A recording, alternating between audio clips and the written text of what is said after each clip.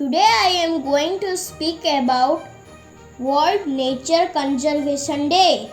World Nature Conservation Day is an annual event held on 28th July every year.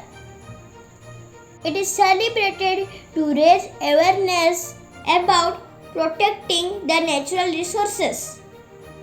Reduce, reuse, and recycle are the main ways to conserve nature. It is also observed to make people understand the importance of the conservation of nature. The day highlights that a healthy environment is necessary for a stable and productive society.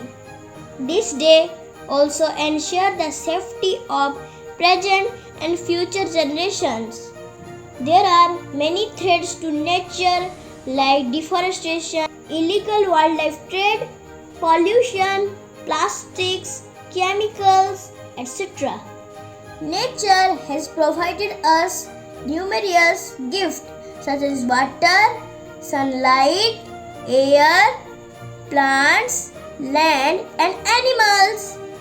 We should always keep our nature clean and healthy. Due to natural imbalance, we are facing several problems like global warming, various diseases, etc. Let us come together and make an effort in conserving nature. If you like my video, do like, share and subscribe.